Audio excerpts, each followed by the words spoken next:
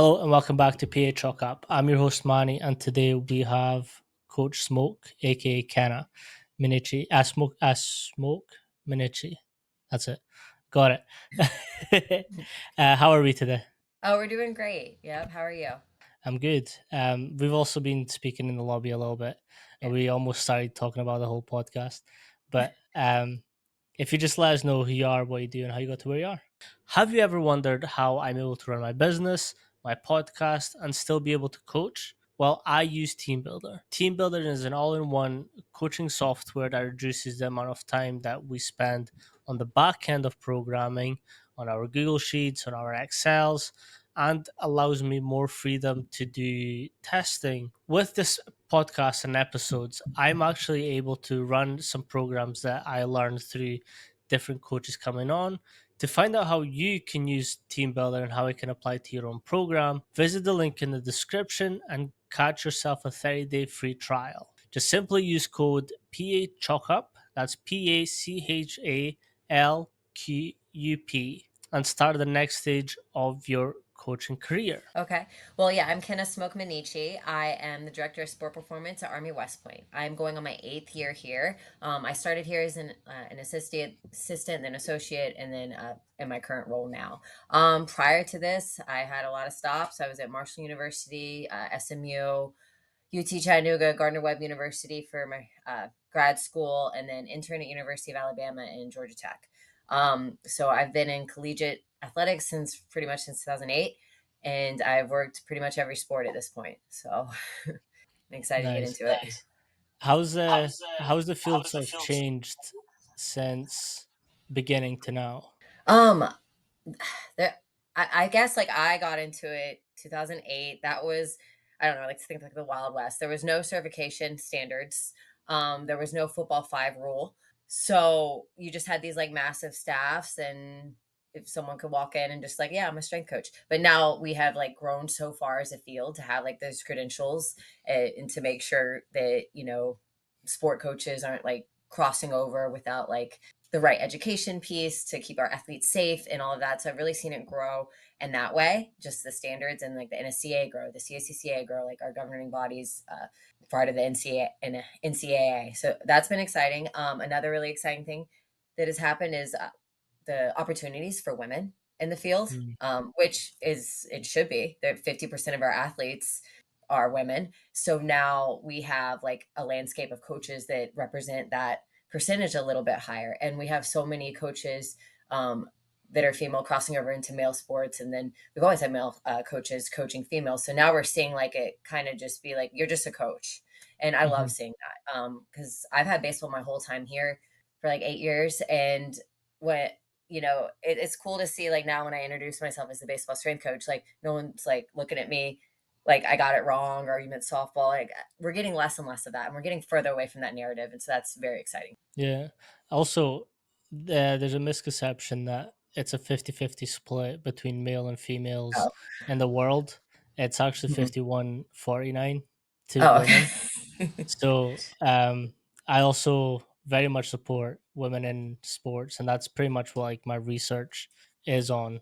Um, I'm looking at the menstrual cycle in female athletes and how that impacts. So yeah, it's awesome to see, but I do personally believe that we've still got a little bit to go Oh, of in terms course. of fully acceptance and not making a fuss just because our body parts are different. But this conversation sort of came about with me posting a story up, um, sort of trying to gauge where everyone starts from experimenting new tools or new ways to program, new ways to coach, and how then that trickles down to athletes and how that then becomes part of the program.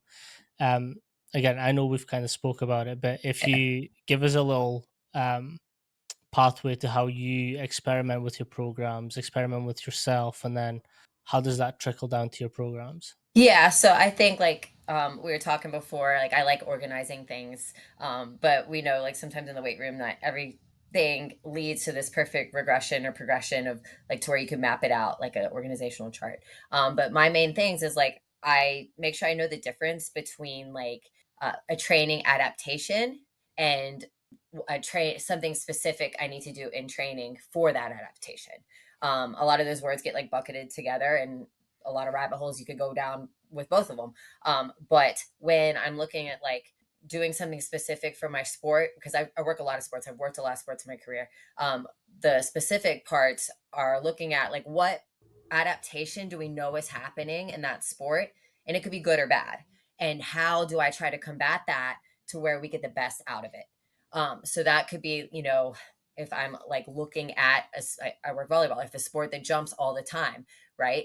They're going to be really good at rebounding and elastic energy and all of that. So I know that's going to happen. But what does that mean on their stability and their mobility and aspects? So then my training needs to be specific to address any concerns that an individual or a team might have because of those trends in that sport. Then, like when I'm looking at baseball, that the shoulder joint, right? We have a lot of discrepancies going on, and a lot of them we can predict. So, and I'm not going to change the movement that they do 120 times, every Mhm. time they're out on the mound. I'm not going to change that movement, and I'm not going to ask the sport coach to change that movement. But I can do things on my end to make that joint better with mobility, stability, and strength to where then we can get those power outputs and be durable like we need to from the adaptation I know is going to happen. And Yeah. then I just go down from there when we get into programming.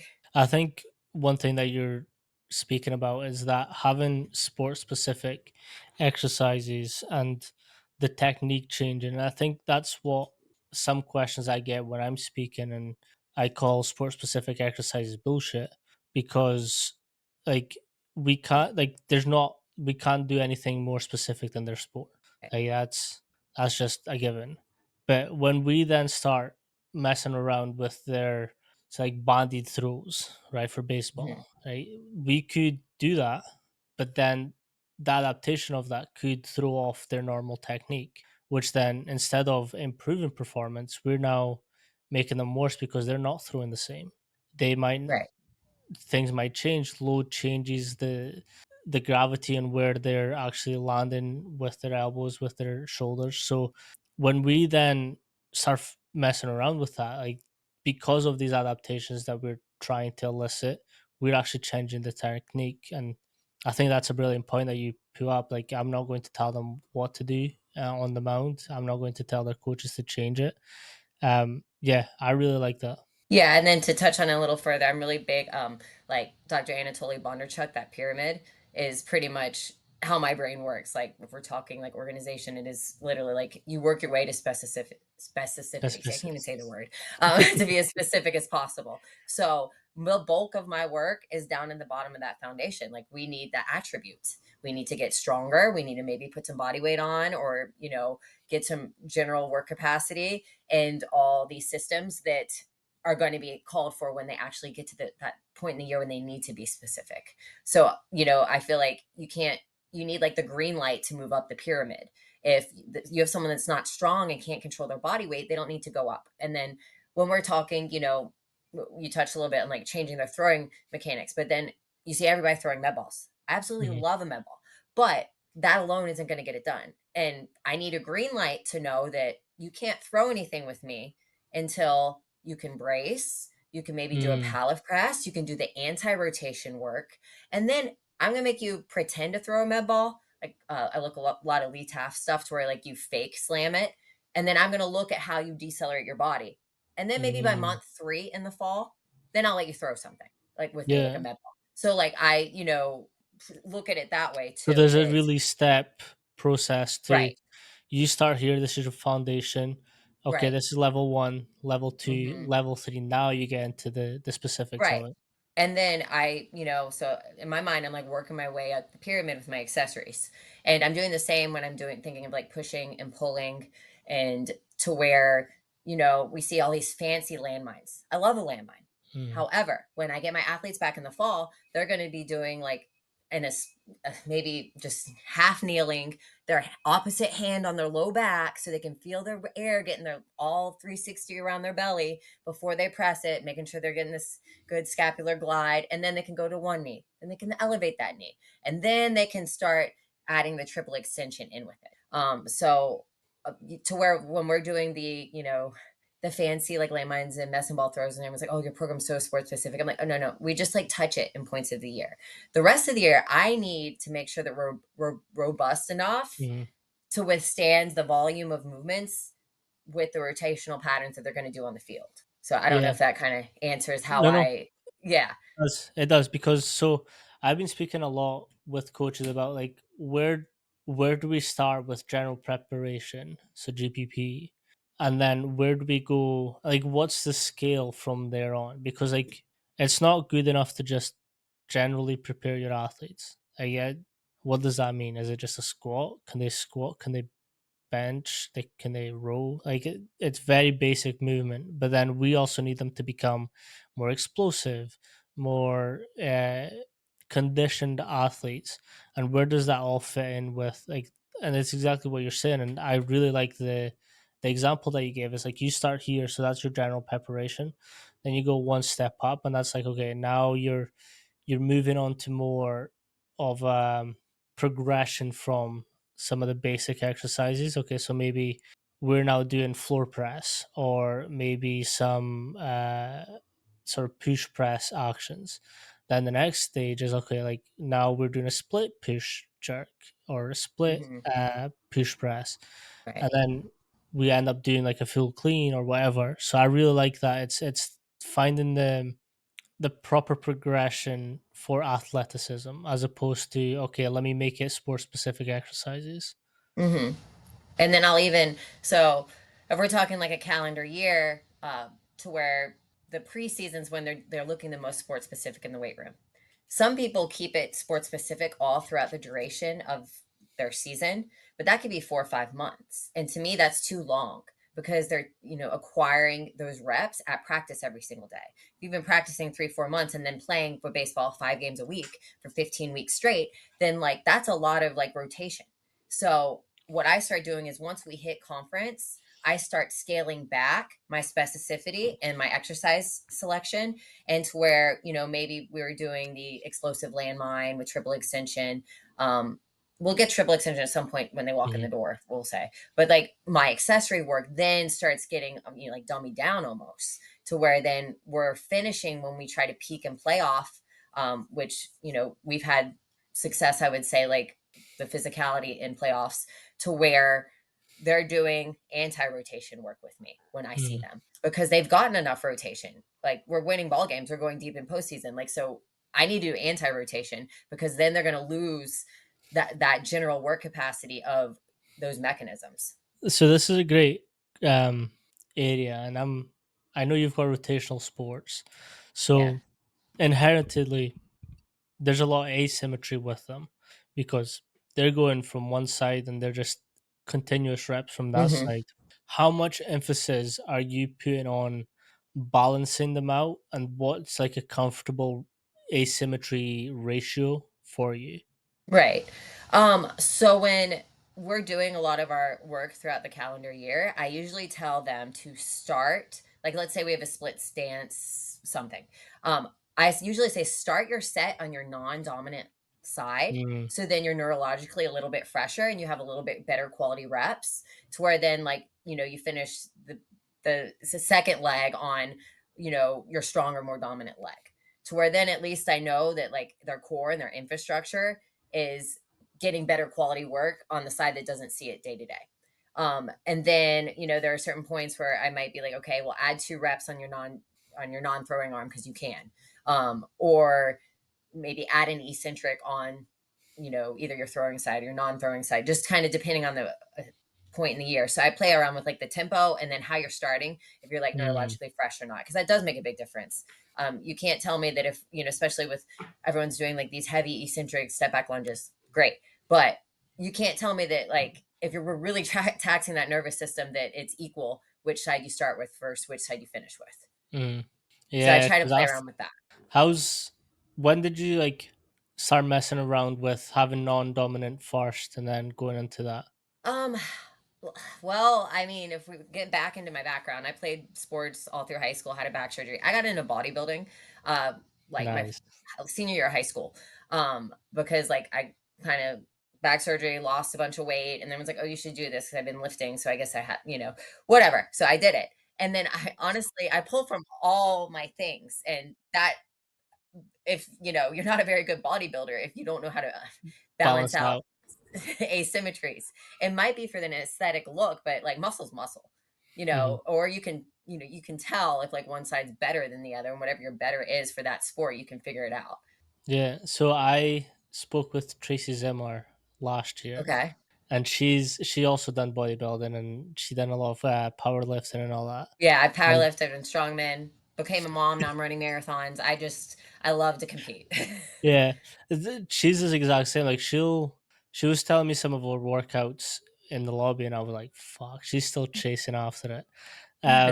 But like, what's an interesting thing with that is, and it kind of goes back to my original question: is the experimenting with programs. Hmm. Because you've been a bodybuilder, because you've done Right. powerlifting, because you've done Olympic weightlifting, because you've done this whole host of um, really hard shit, you look at programming and what actually constitutes a balanced program differently than most athletic coaches in general, right? I mean, I definitely, I guess it was like when I was in high school, the worst thing I had to start coaching earlier and I couldn't play my sports. But in turn, it's made me such a better coach because I have literally experienced the extremes Hmm. of all strength-based sports out there to where then I can scale it back for what my athlete needs.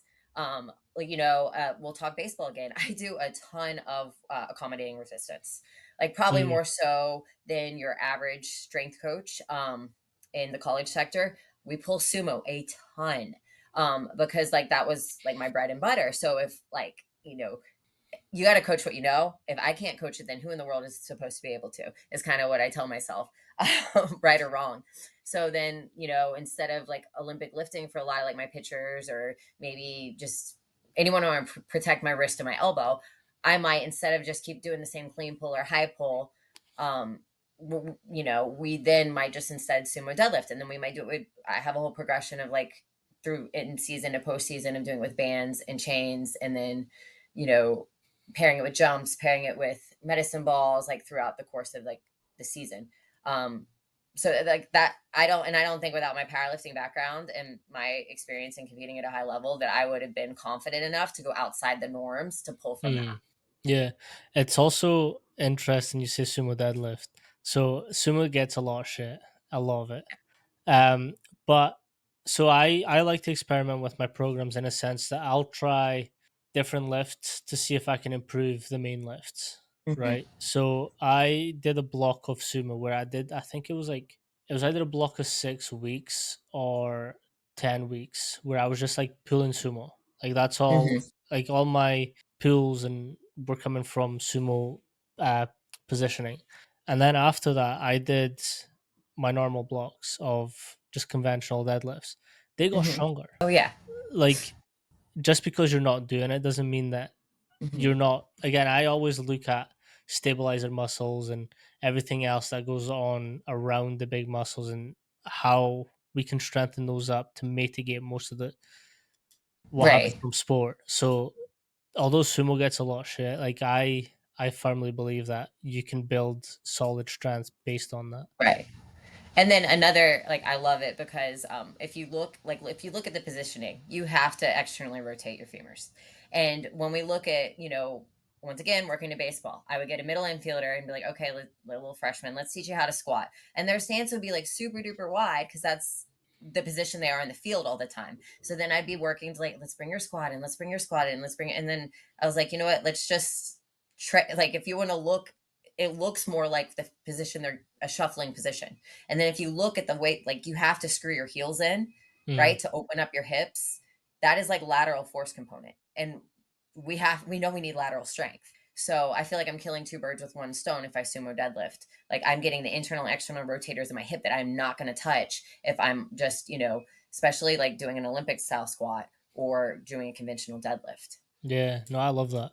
With baseball specifically, how are you dealing with their speed and acceleration demands? Um, I guess so. It is very hard in the college setting to, or at least I've never been anywhere to where my speed days don't get slashed. If Mm, someone else can speak for that, but I feel like that's the first thing that we get cut. Not that we don't prioritize it, but whether we put it on the front end or the back end of practice, I might have my 45-minute plan and go out there, and then coach be like, yeah, I think we just got to get into it a little bit quicker today. We got to, as far as like the mm, baseball work. So I try to break it up into, in my head, I need, once again, the organizing skill set. I need like basically to fill 9 buckets.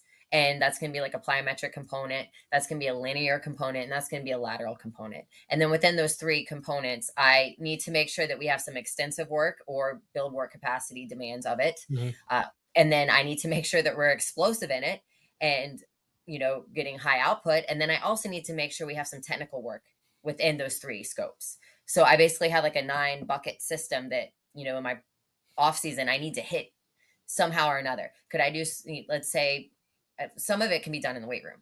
I'm touching some pogo jumps and then maybe some 10-yard starts in the weight room. So that checks off a few buckets. So then when I actually get out to the field, I don't have quite as much I have to touch. And then I like mm, to kind of, once again, like organize it, if you're familiar with the tier system, yep. as far as like lifting, how, you'll have, you know, max effort, dynamic effort, repetition effort, and then it kind of rotates through the 3 days. I do the same thing with my speed work. I find my 3 days and then just Mm, rotate through. So that way, if a day gets slashed, it's not like I didn't touch linear, I didn't touch lateral or plyometric work. I touched them in some form or fashion. I just might not have gotten in the extensive, intensive, or just work capacity work of it mhm. that week. And that's how I've kind of like covered all my bases, if you will, to make sure I still get enough of it in. Yeah. So that's something I've always found. And again, each coach does it differently. Yeah. But it's fascinating because they don't have a long distance to run, Hmm. but their reaction times and their, again, I've watched one full baseball game, and they're kind of sly on how they steal bases and run from base to base. So I always like that aspect of it. But Right. it's like as soon as something happens, you either have to run to the next base or come and save yourself from being out Right. and touching the base. So Yeah. it's always like, how do you work that type of speed and intensities when, again, it's not a big distance, but you're having Mhm. to be very reactive to it. Right. I mean, I love doing a lot of different positional starts to where like you have half kneeling. Mm, We could do like in a bear crawl start and then have them like try to get up from there, try to get from a push up start. Cause like, if you slid and then like, oh, a pass ball, you have to get up and go. So I like them to be comfortable being uncomfortable in ways that they are asked to start running. And then I absolutely, we call it like coyote and rabbit.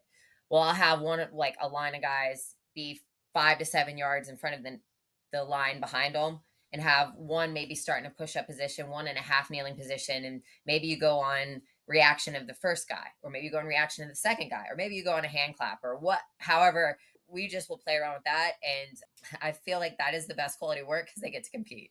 again, I think that's a very underrated utilization of training modalities. Like, if you can make games and competitions out of anything, like, you'll just get that little extra juice from them. Right. Yeah, like people you didn't think would be able to move like that start moving if their buddies like chasing them down. Yeah. Um. So I've recently heard Steph Mock um speak on how she deals with the demands of um baseball now, and she's in with the Houston that she's in just now. She's got Yeah. like maybe 5, 6, 7 games a week. Hmm. And I was kind of listening and asked further questions on how she breaks that down. How do you break down in season when they do have like 4, 5, 6, 7 games a week? Right.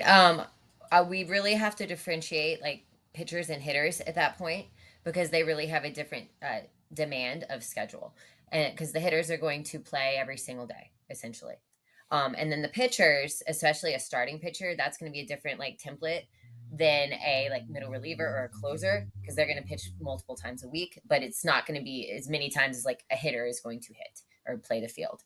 So the like when it comes to my starting pitchers, they have like a 7-day week. So that would be like, American football or whatever. Like the next day is either depending on the individual. I have some older guys that like a full day the next day for like recovery and regen. I have some guys that want to get after it and that to be their heaviest day, and then the recovery day be after to kind of like reset themselves. But they're gonna have like a 7-day rotation. And then like the middle relievers usually like say they hit 30, 40 pitches in one of their outings and they're shut down and then their 7-day cycle starts.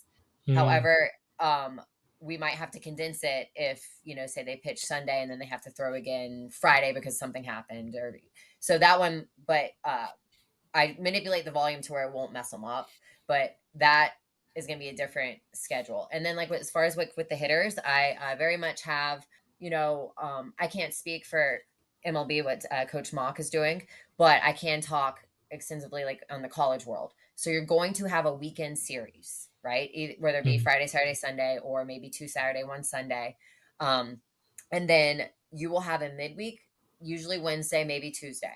And so then what that looks like is everyone plays through the weekend. And then on Monday, I usually have my heaviest day. And that's going to look different for the individuals. The outfield, sometimes their legs, they just covered too much ground because those are usually the quickest guys on the base path as well. mhm, So theirs might be modified a little bit. Maybe they come in and get their heaviest day on Tuesday. But regardless, I try to get their heaviest day closest to when they just stop playing that long, extensive series. And then that middle week, not it's just work, not that it matters, but we play through it. So I don't care if they're still tired from that Monday, Tuesday stimulus with me. That is my maximal strength stimulus. Does that mean that mm, we're maxing? Absolutely not. But that is going to be the heaviest load that they will touch that week. And then when I see them again, usually Thursday, sometimes Friday, it's going to be more of a dynamic effort based. And we're going to, usually that's when we do some type of pull from the floor with a speed intent, and then the rest is going to be like make sure that they get a push, a pull, a hamstring to make sure the body feels good, everything in a line, good to go for that next weekend series. And so that's kind of how I set it up so that the middle stuff doesn't matter. That's for because those aren't conference games in the college world. yeah.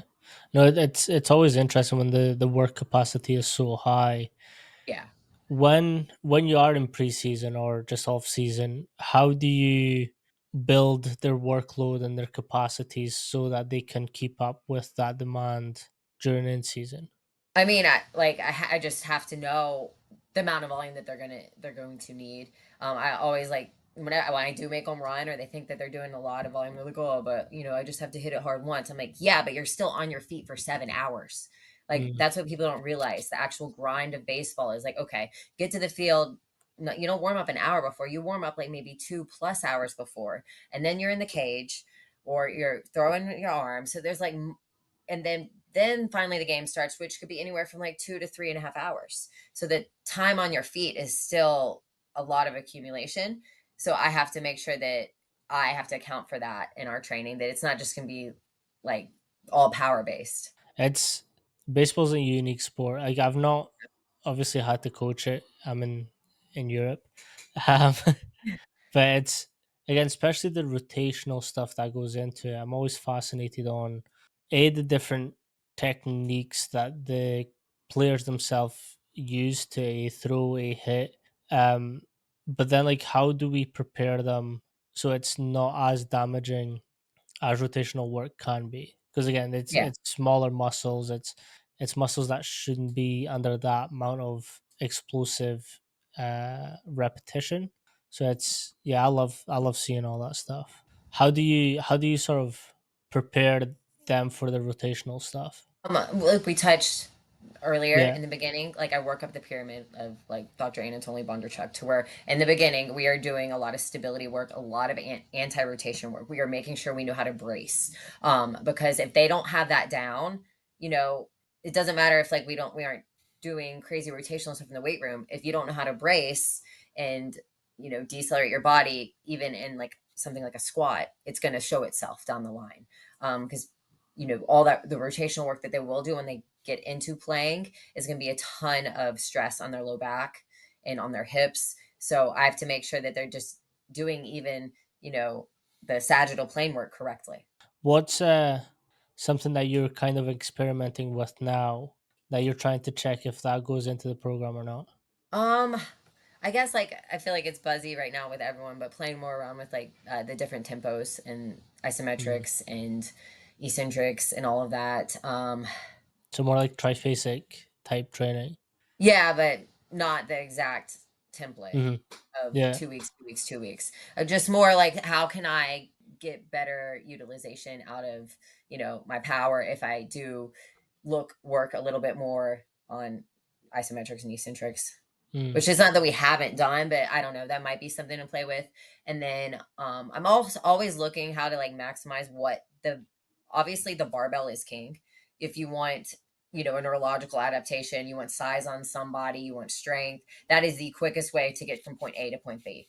But then being more open and, like, holistic in how I load people to where that might not maybe, an older athlete, they just touch a few sets of squat, and then we put them on the leg press to get more of Mm. that just general work capacity, keep their size, whatever you want afterward in the off season. Because maybe that 22-year-old senior doesn't need 50 reps of squat or 5 by 10 in the off season. Maybe they need maybe just hit a couple sets, change the volume, and then hit something else accessory wise. Mm.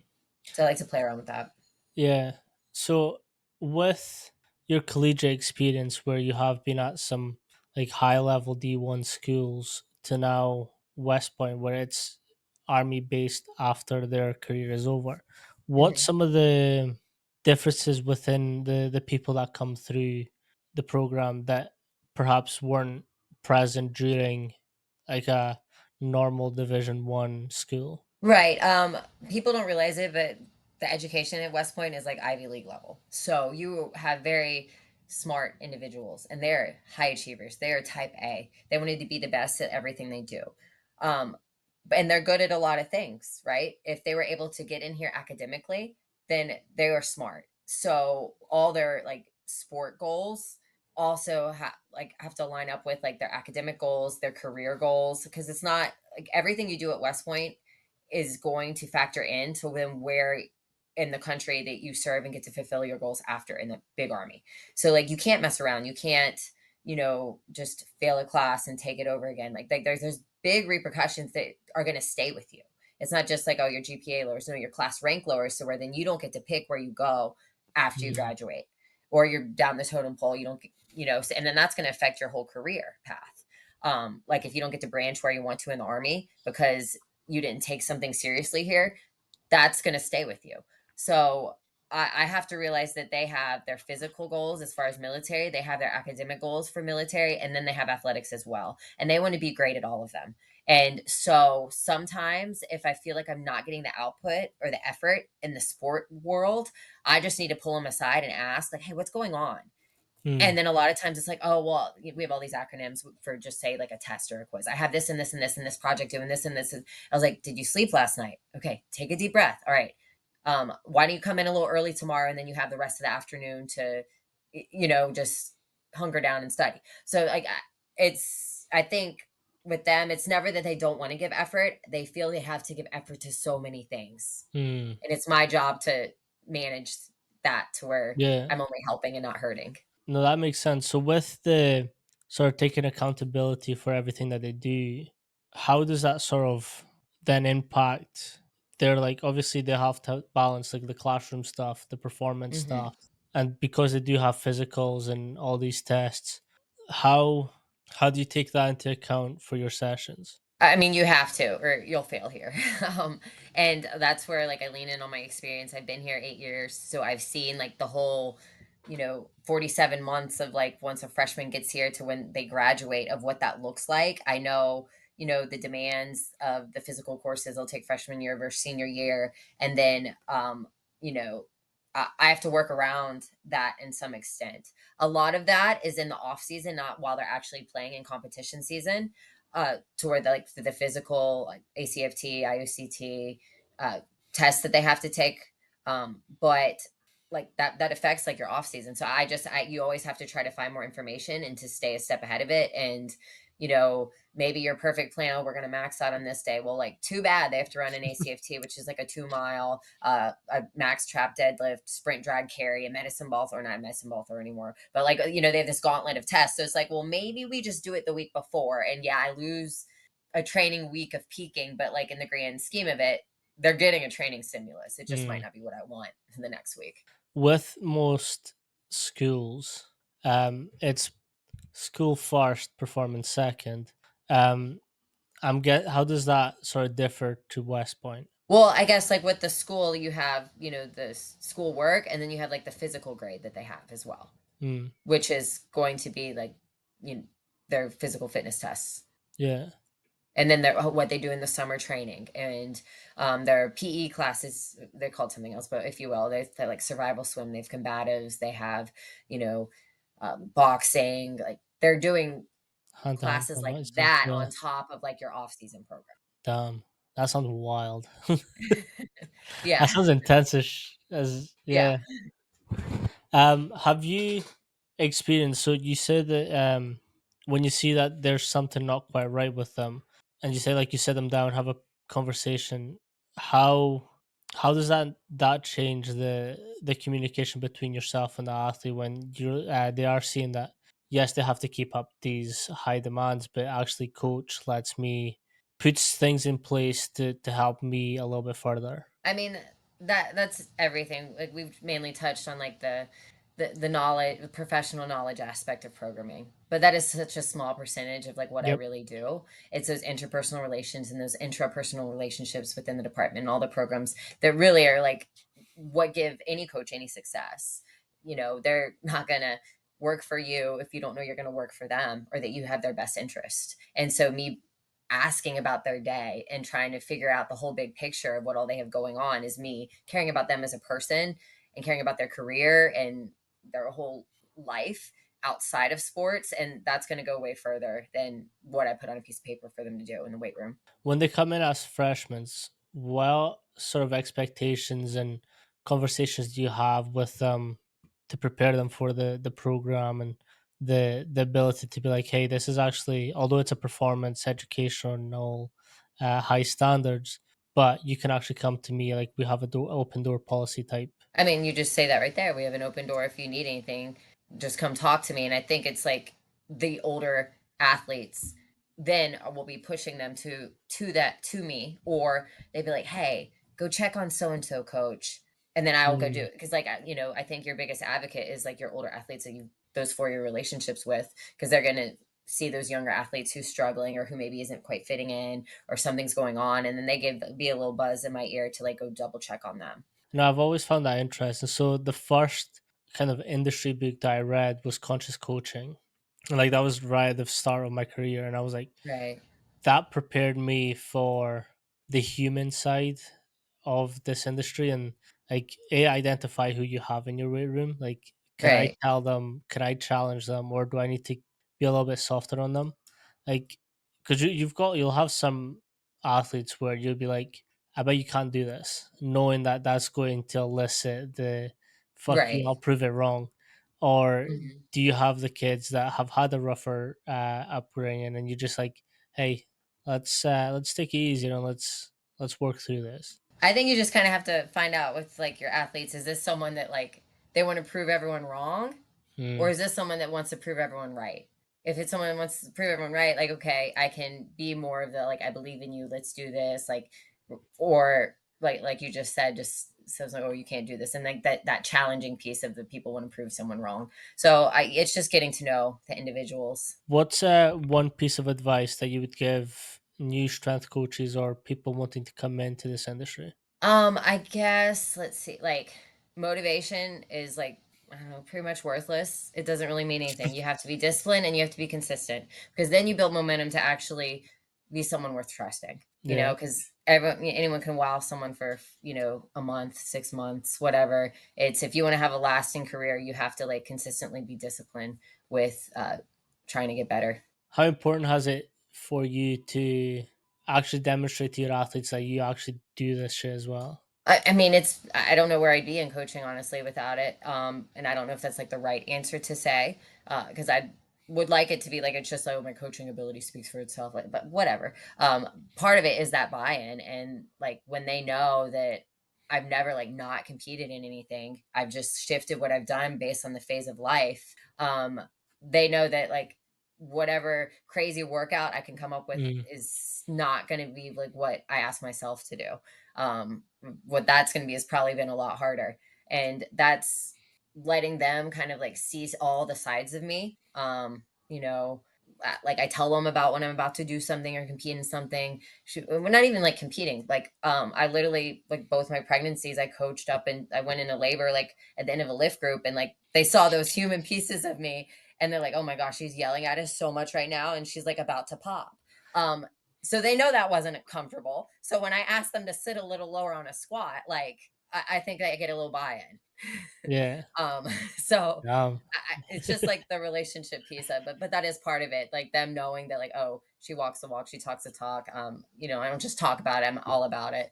And mhm, yeah, they find that out in like 5 seconds. Because if they ever come in for extra work, I'm like working out. I might have a couple kids running around with me, but like I'm working out. yeah. No, that's sick. So I also love talking about like anything that program I've done. Like Hmm. so it kind of gives me, and it's not just the thing of I know what it does, but like I also know when I need to motivate or be there for the athlete. Right. Like if we've got some high intense um like capacity building work, like 10, 10, 12, so 10 seconds on, 10 seconds off, Hmm. 12 times, 4 minutes of work, nothing. But when you're doing it at that high intensity, you're going to start hitting everyone and everything. So like I need to Yeah. know like when that starts happening, I need to step Right. in. Yeah, and then part of it is, like, when you like, if you have that experience, don't be quiet about it. Like, when you make them, like, go through something, start yelling out, like, "Oh, I bet it sucks right now. I bet you're feeling this in your low back, and you didn't even think it was gonna hit right there." Or, like, just start, and then they'll be like, "Wait, how'd she know that?" Like, "Oh, she's probably done," like, like, so just keep reinforcing that you know exactly what suck they're feeling right then and there. Hmm.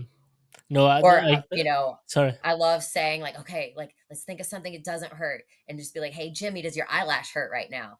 Like, or, "Joe, how's your toenail?" Like, just like I was like that, and then I'm always like, that's what I tell myself when I'm like, about to die. Yeah. So it's distraction techniques. I like it. Yeah. Yeah. I never thought about that. So yeah, And then that's they're just naming interesting. body parts and getting through whatever, and we're all laughing at the end. Nice. Or puking. Yeah, yeah. There's an element of that. And to be Yeah. fair, I've like for the amount of athletes I've seen puke, like you never know how they're going to handle that because it could be like, oh fuck, I just puked, Yeah. or like. So I think we were when I was at university, we were doing a study. I wasn't doing the study, but I was just like shadowing, and it was as incremental. It was either incremental test or no, I think it was 20 seconds on, 10 seconds off, or the other way. It was some Mhm. ratio. Um, and one athlete finished the test. I looked away. I looked back. He was no longer there. Like it was like astonishing. Like I've never seen that person move as quick as I said. But then I was like, "Where did you go?" It was like I was just sick outside. I was like, "Oh, did you eat before this?" She's like, "Yep." I was like, "Fuck." Yeah. I mean, Um, it's never your goal for someone to throw up, no, but yeah, of I course. mean, like you said, it could come down to nutrition piece. It could come down to like dehydration, sleep, what, who knows? Or maybe they're just sick and they Mhm. tried to show up anyways. Like, so it's never the goal. Yeah, no, I also do think that there's a big hydration component of it. So like sometimes athletes just overload themselves on water before they Yeah. start, and Right. then it just comes back. Like your body doesn't know what to do with it, so it just Hmm. expels it. Yeah. Um, I have although been experimenting with like so letting them drink as much, but having perhaps a little bit more electrolytes in there, so that they Hmm. can actually utilize the the water element of it. Right. It doesn't seem to happen as much, Hmm. but it's interesting. Yeah. No, that definitely seems like it would help. Yeah. No, I appreciate you so much for coming on today and Of spending some course. time with me. If you can let people know where they can sort of get in contact with you or ask any further questions. Yeah, like I'm on social media, like I have Instagram, Facebook, but I don't do that one as much. But we'll just say Instagram, and then that I have my personal page, and then we have Army WP underscore sport performance or strength performance is our staff page. So we put like that's going to have a lot of the training stuff that we do here, and yeah, so those are like pretty much the main outlets. I'm not on Twitter, I'm not on X or just mainly Instagram, and I'm not that savvy at it. So yeah, No, I'm the same. I'm not on X or any other. right. Like, I'm not even on Facebook all that much. Um, I hate social media, but I kind of have to do it. It's Mhm. the space I've chosen to be in. Right. No, perfect. Appreciate you so much for coming on today.